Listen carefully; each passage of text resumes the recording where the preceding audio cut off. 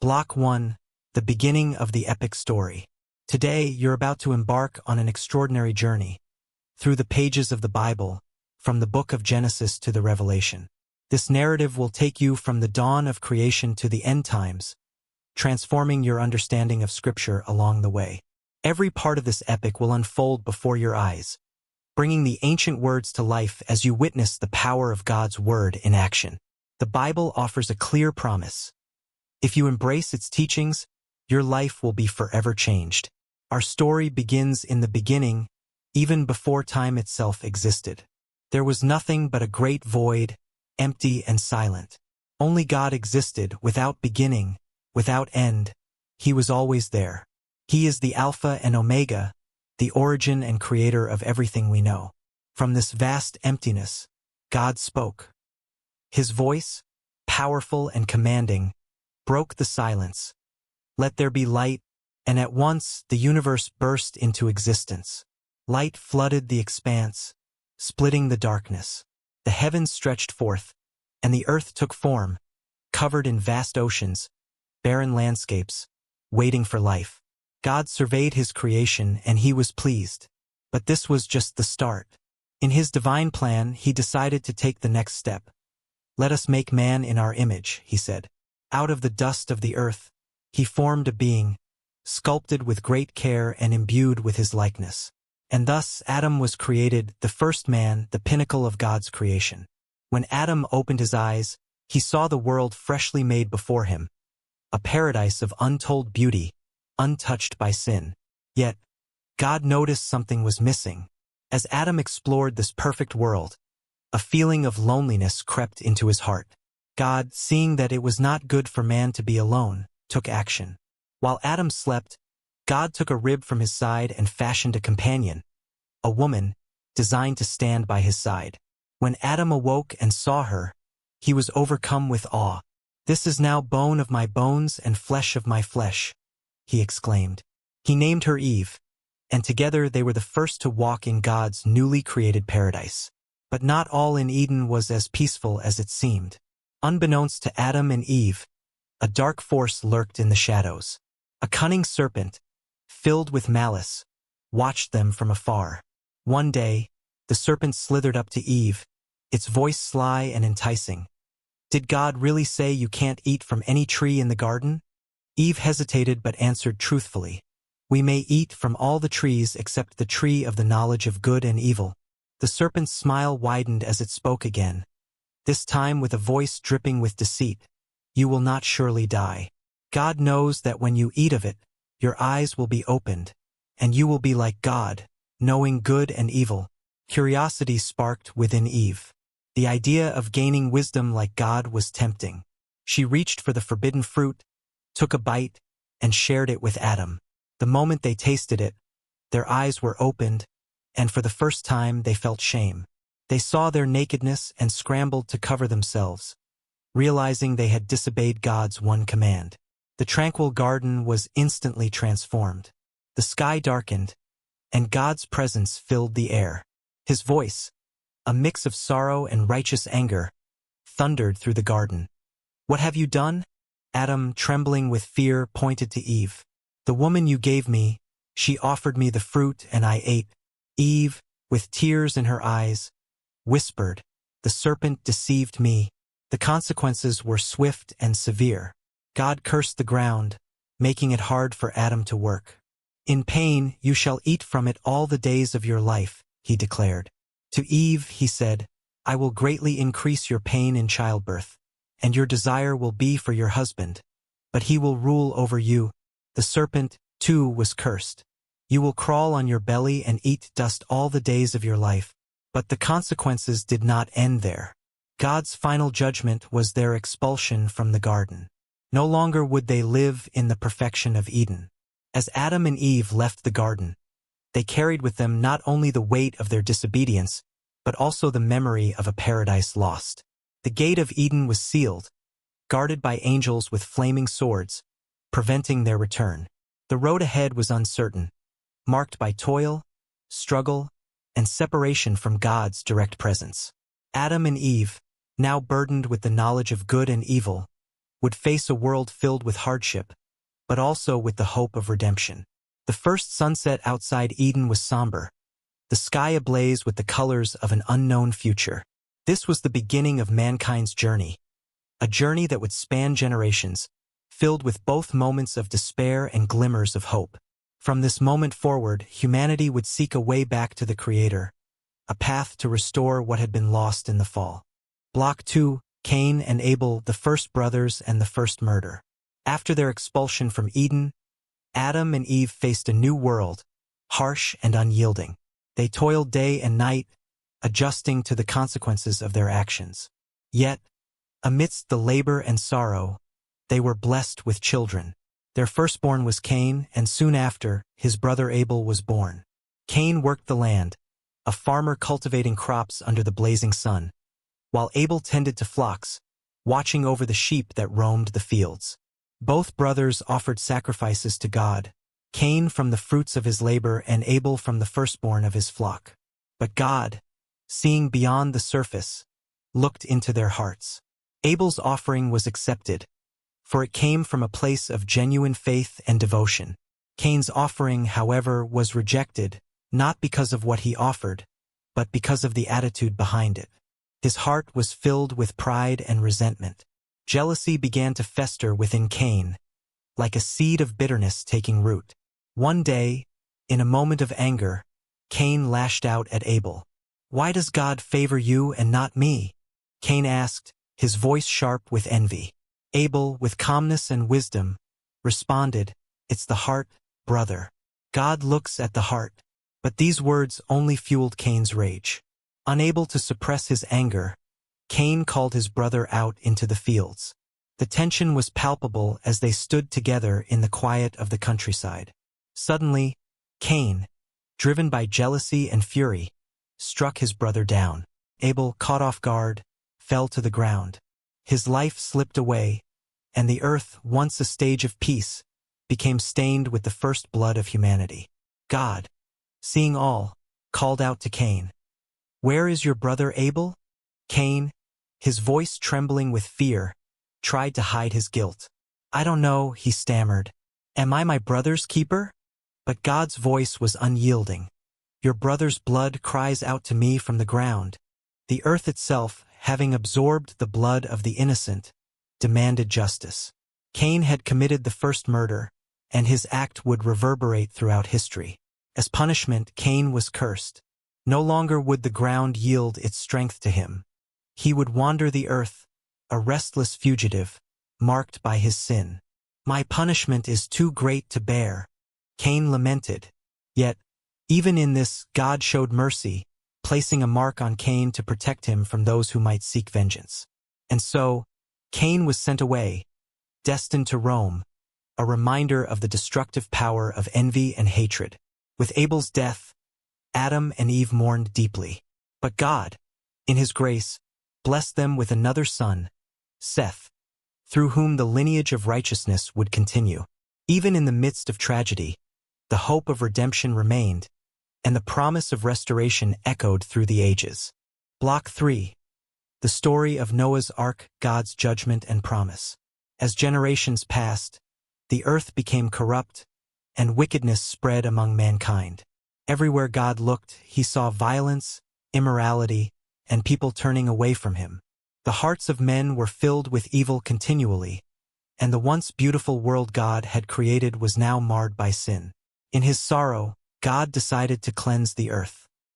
He declared, "I will wipe from the face of the earth the human race I have created, for I regret that I have made them." Yet, in the midst of this darkness, there was one man who stood out, Noah. He was righteous in his generation, walking faithfully with God. Because of Noah's obedience, God chose to spare him and his family. "Noah," God spoke, "I am going to put an end to all flesh, for the earth is filled with violence because of them. Build an ark of cypress wood with rooms inside, and cover it with pitch inside and out. This ark will be your salvation. For I will bring a flood to destroy all life under the heavens." Without hesitation, Noah obeyed God's command. He began the enormous task of building the ark, working tirelessly year after year. His neighbors mocked him, laughing at the sight of a boat being constructed on dry land. "Noah, you're mad," they jeered. But Noah's faith was unwavering. "Judgment is coming," he warned them, but they paid no attention. Despite their scorn, Noah and his family worked faithfully, preparing for the flood that would soon come. When the ark was finished, God instructed Noah to take his family, his wife, sons, and their wives, into the ark. God also commanded him to bring 2 of every kind of animal, male and female, into the ark to keep them alive. As Noah obeyed, the animals, led by an unseen force, began to enter the ark. Lions, lambs, birds, and beasts of every kind. When all were inside, God closed the door, sealing them in safety. Then, the sky grew dark, and the first drops of rain began to fall. What started as a drizzle quickly became a torrential downpour. The heavens opened, and the waters burst forth from the earth. Soon, the rain was unrelenting, and the waters began to rise, swallowing the fields, the houses, and the mountains. The flood covered the entire earth, and all life outside the ark perished. Inside the ark, Noah and his family waited, their hearts heavy with the knowledge of the destruction outside. For 40 days and 40 nights, the rain continued until the earth was submerged. The ark floated on the vast, endless sea of water, carrying the last remnants of life. Silence fell as the cries of those outside faded away, replaced by the creaking of wood and the steady sound of rain. When the rain finally stopped, the waters slowly began to recede. After months adrift, the ark came to rest on the mountains of Ararat. Noah sent out a raven to see if the waters had abated, but it found no place to rest. He then sent out a dove, and on its 3rd flight, it returned with an olive leaf in its beak.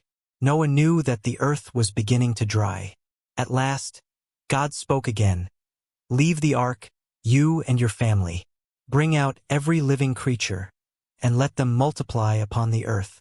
Noah obeyed, stepping out into a cleansed world. His heart filled with gratitude, Noah built an altar and offered sacrifices to God in thanksgiving. God, moved by Noah's faith, made a covenant with him and with all creation. "Never again will I destroy all life with a flood. I have set my rainbow in the clouds as a sign of my covenant between me and the earth." The rainbow, radiant with color, stretched across the sky, symbolizing God's promise of mercy and hope. Through Noah and his family, life on earth was renewed, and the story of humanity continued. Block 4. The Tower of Babel: Humanity's Pride and God's Intervention. After the flood, Noah's descendants began to spread across the earth. As they multiplied, they settled in various regions, but one group of people came together in the land of Shinar. United by a single language, they grew in ambition and decided to build a city and a tower that would reach the heavens. This tower would stand as a monument to their greatness, a symbol of human achievement. "Let us make a name for ourselves," they said, "so that we won't be scattered across the face of the whole earth." The project was grand, and the people worked together in harmony. Brick by brick, the tower began to rise, soaring higher with each passing day. Their leader, Nimrod, commanded the people with pride, "Build it higher. It must touch the heavens." The people marveled at their progress, convinced that nothing was beyond their reach. The tower, a symbol of their defiance and self-reliance, grew taller, and the city bustled with the energy of human endeavor. But while the people were focused on their creation, God watched from heaven. Seeing their arrogance and the growing spirit of pride, God knew that their unity, fueled by ambition, would lead to even greater rebellion. They sought to make themselves like gods, forgetting their dependence on the Creator. God, in His wisdom, decided to intervene before humanity's pride could bring about their own destruction. "Come, let us go down and confuse their language," God said, "so that they will not understand each other."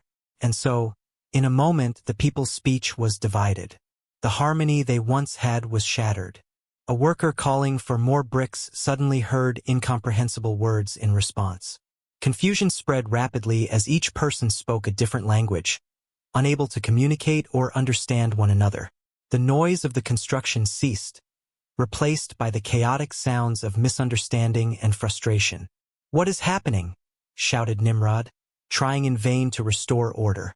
But his commands were lost in the sea of confusion. The people, now unable to collaborate, were forced to abandon the project. Their once grand vision crumbled, and the tower stood unfinished, a monument to their failed ambitions. The city that was meant to unify mankind became the place of their division, and the people scattered across the earth, just as God had intended from the beginning. The Tower of Babel, as it came to be known, remained a ruin, a powerful reminder of the limits of human pride and the sovereignty of God. Though they sought to ascend to the heavens by their own strength, they were brought low, reminded that true greatness comes from humility and obedience to God's will. God had shown that no matter how powerful or united humanity may seem, they are still subject to his authority. This event marked a turning point in human history. Languages and nations were formed, and the people spread far and wide, taking with them the lessons of Babel. The scattering of nations, while initially a punishment, also set the stage for God's greater plan of redemption. Even in their disobedience, God's hand was at work, preparing the way for future generations to seek him and find unity, not in their own strength, but through faith in him. Block 5. The promise to Abraham, a covenant that shaped history. After the scattering of the nations at Babel, God began to unfold his divine plan of redemption through one man, Abraham. Living in the land of Ur, Abraham was called by God with a promise that would shape the destiny of humanity. One night, as Abraham gazed up at the vast expanse of stars shining brightly in the heavens, God spoke to him. "Leave your homeland and your father's house, and go to the land I will show you. I will make you into a great nation, and through you, all peoples on earth will be blessed." Abraham, though advanced in years, felt the weight of God's call. His heart was filled with a mixture of wonder and faith. Without hesitation, he obeyed, trusting in the unseen promises of God. The next morning, he shared the revelation with his wife, Sarai. "We are leaving," he said, his voice resolute. "Where are we going?" Sarai asked, taken aback. "I don't know," Abraham replied, "but the Lord will guide us." And so, they set off, leaving behind their home, their familiar surroundings, and the comfort of the known. Abraham, Sarai, their nephew Lot, and all their possessions embarked on a journey into the unknown, led only by God's word. As they traveled, the vast lands of Canaan stretched out before them. One night, while camping under the stars, God spoke again. "To your offspring, I will give this land." Abraham gazed across the horizon, feeling the weight of the divine promise resting on his shoulders. But the path ahead was not without trials.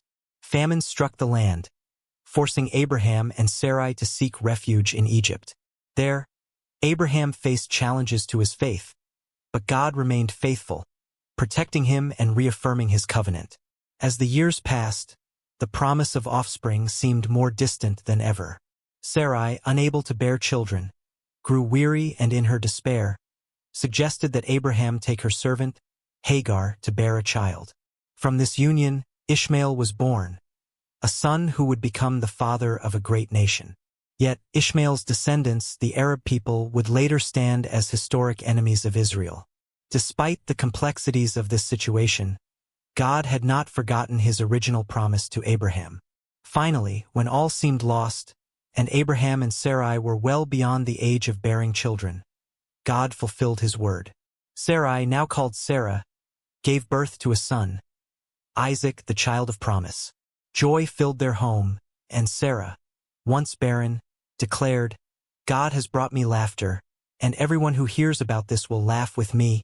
The birth of Isaac was a miraculous event, one that reaffirmed God's faithfulness and the truth of his promises. This promise to Abraham was not just for him, but for generations to come. God's covenant extended to Isaac and through him to all of Abraham's descendants. It was a covenant that would ultimately lead to the birth of kings, prophets, and the long-awaited Messiah. Abraham's journey of faith marked the beginning of a great nation, Israel, a people set apart to bring the light of God's salvation to the world. Through trials and triumphs, Abraham remained faithful to the call, and his unwavering belief in God's promise laid the foundation for the unfolding of the greatest story in history. From the barren wilderness to the promise of a future as countless as the stars in the sky, Abraham's faith would echo through the ages, reminding us that with God, all things are possible. Block 6. Joseph of Egypt, from the pit to the palace. As the promise to Abraham continued through his descendants, we arrive at the story of Jacob, Abraham's grandson, and his 12 sons. Among Jacob's children, one stood out, Joseph. He was the second youngest and favored by his father. To show his love, Jacob gifted Joseph a richly ornamented robe, a coat of many colors. But this special treatment stirred envy and resentment among Joseph's older brothers. Their jealousy only deepened when Joseph began to share dreams in which he saw himself rising above them. In these dreams, his brothers bowed down to him, a vision that fueled their hatred. One day, as Joseph approached his brothers in the fields where they were tending their flocks, their anger reached a breaking point. "Here comes the dreamer," they sneered. Seizing him, they stripped him of his robe and threw him into a pit. At first, they planned to leave him to die, but seeing a caravan of Ishmaelite traders passing by, they devised a new plan. They sold their brother into slavery for 20 pieces of silver, and Joseph was taken to Egypt, far from the land and family he knew. In Egypt, Joseph's life took unexpected turns. Sold as a slave to Potiphar, an official of Pharaoh, Joseph rose to a position of trust due to his diligence and integrity.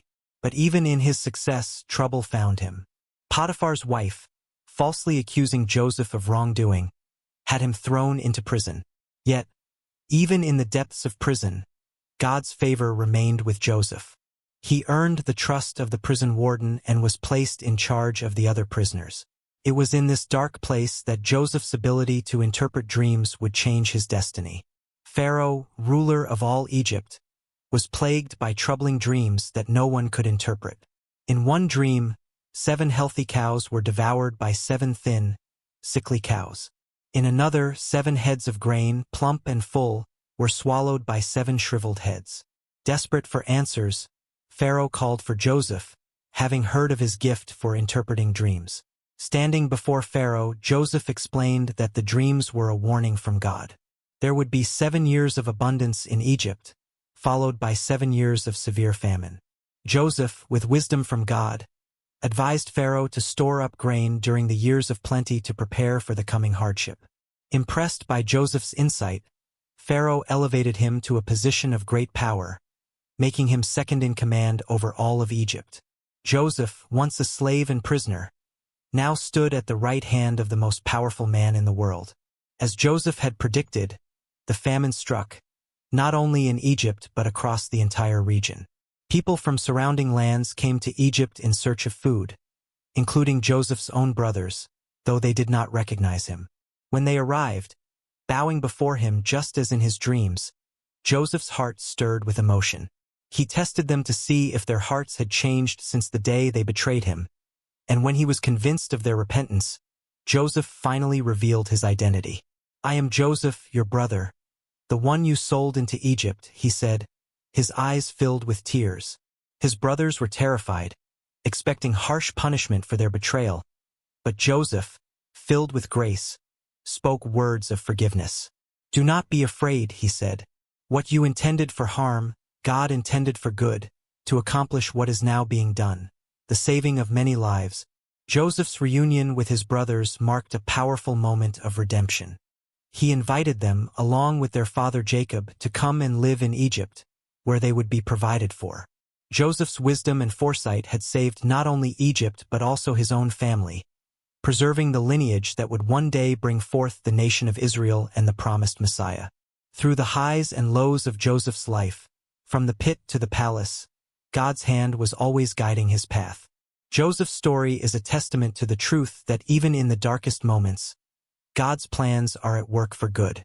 His journey from betrayal to reconciliation stands as a reminder that forgiveness and trust in God's providence can bring redemption and restoration in the most unlikely of circumstances. Block 7. Moses and the Exodus, liberation from slavery. Years passed, and the descendants of Jacob, now called Israelites, grew into a great nation while living in Egypt. However, a new pharaoh came to power, one who did not know Joseph or the legacy of his people. Seeing the growing number of Israelites as a threat, this pharaoh enslaved them, subjecting them to harsh labor and oppression. The Israelites were forced to build cities and work under the constant watch of cruel taskmasters. Their cries for relief rose to heaven, and God heard their suffering. Among the Israelites, a child was born during a time of great danger. Pharaoh had decreed that all male Hebrew babies were to be thrown into the Nile River to control the population. But Moses' mother, refusing to follow this cruel order, hid her newborn son for 3 months.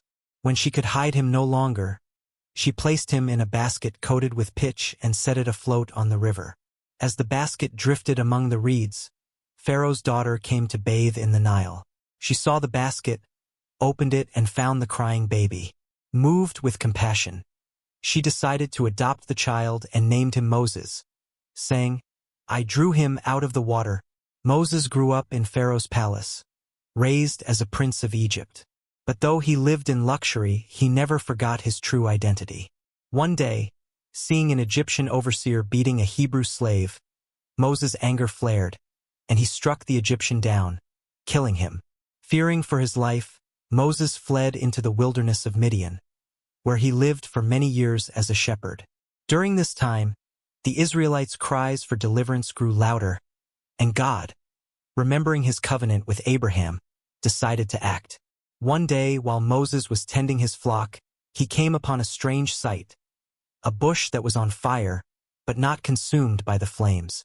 As Moses approached, God called to him from within the bush, "Moses, Moses." Moses responded, "Here I am." God revealed his plan to deliver the Israelites from their bondage in Egypt and told Moses that he would be the one to lead them. "Who am I to go to Pharaoh?" Moses asked, fearful of the task ahead. But God reassured him, "I will be with you." Armed with God's promise, Moses returned to Egypt and confronted Pharaoh with a bold command, "Let my people go." But Pharaoh, his heart hardened, refused. To demonstrate his power, God sent a series of plagues upon Egypt. The Nile River turned to blood, frogs swarmed the land, gnats and flies invaded homes, livestock died, boils afflicted the people, hail rained down, locusts devoured crops, and darkness covered the land. Each time, Pharaoh relented momentarily, only to harden his heart again when the plague ceased. Finally, God sent the most devastating plague of all, the death of the firstborn. The Israelites were instructed to sacrifice a lamb and spread its blood on the doorposts of their homes so that the angel of death would pass over them. That night, a great cry rose up from Egypt as the firstborn of every Egyptian family, from Pharaoh's palace to the poorest household, was struck down. Pharaoh, broken by grief, finally relented. "Go," he shouted. "Take your people and leave." The exodus began, and Moses led the Israelites out of Egypt, a multitude of about 2 million people, toward the Promised Land. But soon after they left, Pharaoh changed his mind and sent his army in pursuit. As the Israelites reached the shores of the Red Sea, they found themselves trapped between the water and Pharaoh's advancing forces. In fear, they cried out to Moses, "Did you bring us here to die?" But Moses, trusting in God's power, stretched out his staff over the sea. In a miraculous display, the waters parted, creating a dry path for the Israelites to walk through. With towering walls of water on either side, the people crossed safely to the other side. When the Egyptian army followed, Moses once again stretched out his hand, and the waters rushed back, drowning Pharaoh's chariots and soldiers. The Israelites, now free from their oppressors, stood on the far shore, singing songs of praise to the Lord, who had delivered them with a mighty hand. The journey to the Promised Land had begun, but the path ahead would be filled with challenges, trials, and lessons of faith. God's chosen people would need to learn to trust in his provision, follow his commandments, and walk by faith as they moved toward the fulfillment of his promises. Block 8: Joshua and the Promised Land, Conquering Canaan. After years of wandering in the wilderness, the time had come for the Israelites to enter the land God had promised to Abraham and his descendants. Moses, the great leader of the Exodus, had passed away, and the mantle of leadership now rested on Joshua, his faithful servant. God spoke to Joshua, encouraging him to be strong and courageous, for he would be with him just as he had been with Moses. The promised land lay before them, but it would not be given without a fight. Joshua prepared the people to cross the Jordan River and take possession of Canaan. The priests carrying the Ark of the Covenant stepped into the river, and once again, God performed a miracle. The waters of the Jordan parted, allowing the Israelites to cross on dry ground, just as they had crossed the Red Sea years before. This miraculous crossing marked the beginning of their conquest, and the hearts of the people were filled with hope and awe. The first challenge awaiting them was the fortified city of Jericho. Known for its massive, impenetrable walls, God had a plan for victory, one that required faith and obedience. He instructed Joshua and the people to march around the city once a day for 6 days. On the 7th day, they were to march around the city 7 times, and then the priests were to blow their trumpets and the people would shout. The tension grew with each passing day as the Israelites silently marched around Jericho. The people inside the city watched from above, confused and anxious, unsure of what would happen next. On the 7th day, as the Israelites completed their final lap around the city, the trumpets sounded, and Joshua gave the command to shout. In that moment, the walls of Jericho collapsed with a deafening crash, and the Israelites surged forward, conquering the city as God had promised. The victory at Jericho was the first of many as Joshua led the Israelites in a series of battles to claim the land of Canaan. However, the journey was not without difficulties. The Israelites faced fierce resistance from the native peoples of the land, and there were moments of failure and disobedience. One such moment occurred when Achan, an Israelite soldier, disobeyed God's command by taking spoils from the Battle of Jericho, leading to Israel's defeat at the next city, Ai. But after repenting and addressing the sin in their camp, the Israelites regrouped and went on to defeat Ai, reclaiming the momentum in their conquest. As Joshua and the Israelites continued their campaign, they faced an alliance of kings from the southern region of Canaan. These kings banded together to fight against Israel, but Joshua, with God's guidance, led his men in a surprise attack. The battle raged fiercely, but God intervened once again. As the sun began to set and the battle seemed far from over, Joshua prayed a bold prayer. Sun, stand still over Gibeon, and moon, in the valley of Ajalon. God answered his prayer, and the sun stood still in the sky, extending the daylight until Israel had achieved complete victory. Never before had God so directly intervened in a battle at the request of a man. The conquest of Canaan continued with victory after victory. The Israelites defeated the northern kings at Hazor, and the land finally had rest from war. The tribes of Israel began to settle in their allotted territories, as Joshua divided the land according to the instructions given by God. As Joshua grew old, he gathered the people together one last time at Shechem. He reminded them of all that God had done for them, from delivering them out of Egypt to giving them victory over their enemies in the Promised Land. "Choose this day whom you will serve," Joshua declared, "but as for me and my house, we will serve the Lord." The people, remembering the miracles they had witnessed and the faithfulness of God, responded in unison, "We will serve the Lord, for he is our God." Joshua's leadership marked a defining era in the history of Israel. Under his guidance, the Israelites took possession of the land promised to their ancestors. The land of Canaan was now theirs, and the covenant God made with Abraham was fulfilled. However, as Joshua's life came to an end, the future of the nation hung in the balance. Would they remain faithful to God, or would they fall into the temptation of the surrounding nations? Block 9. The Judges, a cycle of rebellion and deliverance. After the death of Joshua, the Israelites found themselves in a new era, one without a strong, unified leader to guide them.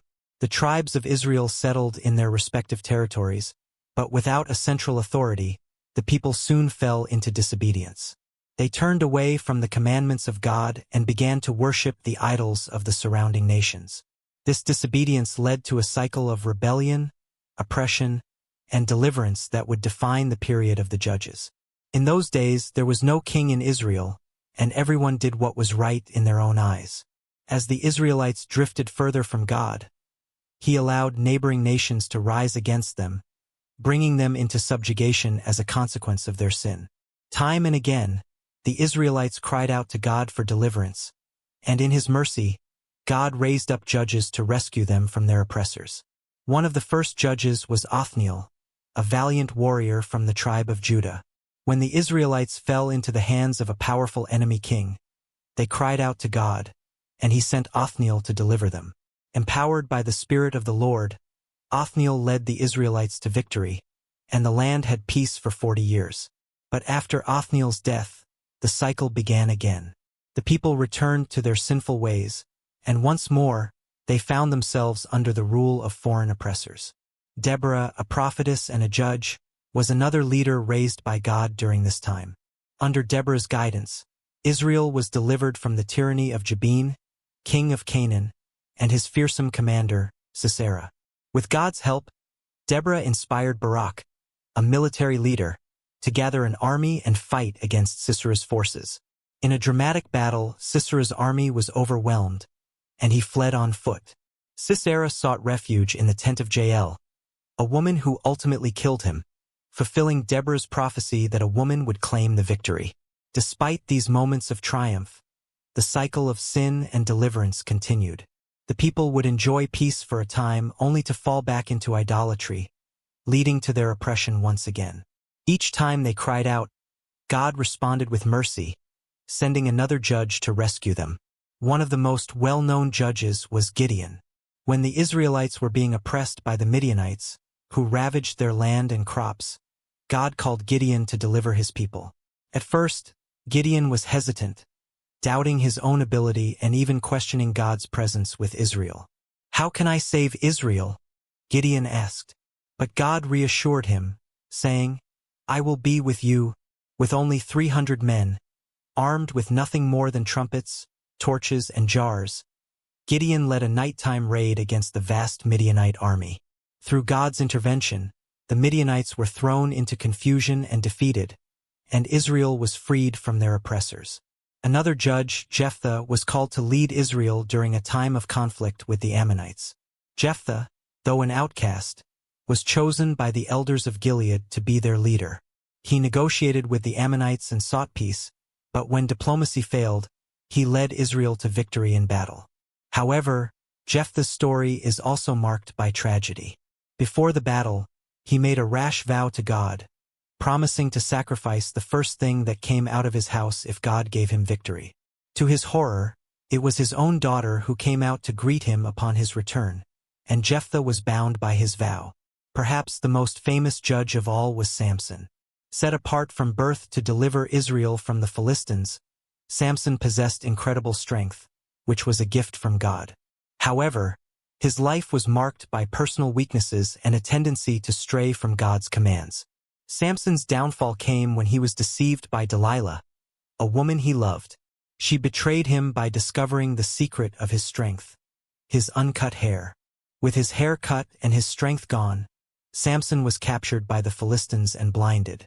But in his final act, Samson prayed for strength one last time, and God granted it. He pulled down the pillars of the Philistine temple, killing himself and thousands of his enemies, delivering Israel from their oppressors in his death. The period of the Judges was one of constant turmoil, as the people of Israel wavered in their faithfulness to God. Yet, even in their rebellion, God remained faithful, continually sending deliverers to rescue them.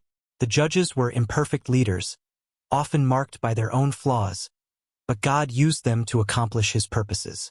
This era revealed the deep need for a king who would lead Israel in righteousness and obedience to God, a need that would soon be answered. Block 10. King Saul and David, the rise of Israel's first kings. As the period of the Judges came to a close, the Israelites grew tired of the constant cycle of rebellion and deliverance. They looked at the nations around them and saw that those nations had kings, strong leaders who provided stability and protection. The Israelites cried out for a king of their own, hoping that a monarch would bring them the peace and prosperity they longed for. They approached Samuel, the prophet and last of the judges, and demanded, "Give us a king to lead us, just like the other nations. Though Samuel was displeased by their request, he sought the Lord's guidance. God told Samuel that the people had not rejected him as their leader, but had rejected God as their king. Nevertheless, God granted their request, warning them that an earthly king would come with many burdens: taxes, conscription, and the potential for tyranny. Despite the warning, the people insisted, and so God directed Samuel to anoint a man named Saul as the first king of Israel. Saul, a tall and handsome man from the tribe of Benjamin, seemed to be an ideal choice. At first, he led with courage and strength, rallying the Israelites to victory against their enemies. However, as time went on, Saul's character flaws began to surface. His pride, impatience, and disobedience to God's commands slowly eroded his ability to lead. In one pivotal moment, Saul, anxious about an upcoming battle, offered a sacrifice to God, a task that was reserved for Samuel. When Samuel arrived and saw what Saul had done, he rebuked him, saying, "You have acted foolishly. You have not kept the command the Lord your God gave you. As a result, your kingdom will not endure." From that moment, Saul's reign began to unravel. God sent Samuel to anoint a new king, David, a young shepherd from the town of Bethlehem. David was an unlikely choice by human standards, but God looked at his heart. Man looks at the outward appearance, but the Lord looks at the heart, God told Samuel. David's faithfulness, humility, and courage set him apart, and though he was not yet king, God's favor rested upon him. David's rise to prominence came when the Israelites were once again at war with the Philistines. The Philistine army had a champion, a giant named Goliath, who taunted the Israelites and defied the armies of the living God. No one in Israel dared to face him except David. Armed with only a sling and 5 smooth stones, David stepped forward to confront the giant. "You come against me with sword and spear," David declared, "but I come against you in the name of the Lord Almighty." With a single stone, David struck Goliath down, and the giant fell to the ground. David's victory over Goliath catapulted him to fame, and he quickly became a hero among the people of Israel. However, David's growing popularity stirred jealousy in Saul's heart. As David's military successes increased, Saul's paranoia grew. He saw David as a threat to his throne and sought to kill him. David, though loyal to Saul, was forced to flee and live as a fugitive. Despite Saul's repeated attempts to take his life, David never retaliated. On more than one occasion, David had the opportunity to kill Saul, but he refused to harm the Lord's anointed. "May the Lord judge between you and me," David said to Saul, "but I will not lay a hand on you." Saul's descent into madness and disobedience ultimately led to his downfall. In a tragic battle against the Philistines, Saul and his sons, including Jonathan, David's closest friend, were killed. With Saul's death, David was anointed as king over Judah, and later over all of Israel. His reign marked the beginning of a new era for the nation. David's time as king was marked by great victories and deep failures. He united the tribes of Israel, established Jerusalem as the capital, and brought the Ark of the Covenant into the city, making it the religious and political center of the nation. Under David's leadership, Israel flourished, and its borders expanded. Yet David was not without sin. In a moment of weakness, he committed adultery with Bathsheba, the wife of Uriah, one of his loyal soldiers. When Bathsheba became pregnant, David tried to cover up his sin, ultimately arranging for Uriah to be killed in battle. God sent the prophet Nathan to confront David, and in one of the Bible's most famous parables, Nathan told David the story of a rich man who stole a poor man's only lamb. When David condemned the man in the story, Nathan declared, "You are the man." Broken by his sin, David repented before God, saying, "I have sinned against the Lord." Though David faced severe consequences for his actions, God forgave him and reaffirmed his covenant with David. "Your house and your kingdom will endure forever before me. Your throne will be established forever," God promised. This covenant pointed to the future coming of the Messiah, who would be born from David's lineage and would establish an eternal kingdom. David's life was one of contrasts. Great faith and terrible failure, deep repentance and profound grace. He was called a man after God's own heart, not because of his perfection, but because of his willingness to repent and seek God's forgiveness. His legacy would live on through his son Solomon, who would inherit the throne and build the temple in Jerusalem. Block 11. King Solomon: Wisdom, Wealth, and the Divided Kingdom. After the death of King David, his son Solomon ascended to the throne. Solomon was young and inexperienced, but God appeared to him in a dream and said, "Ask for whatever you want me to give you." Instead of asking for wealth, power, or long life, Solomon humbly requested a discerning heart to govern the people wisely. Pleased with Solomon's request, God granted him unparalleled wisdom, as well as riches and honor beyond any king before or after him.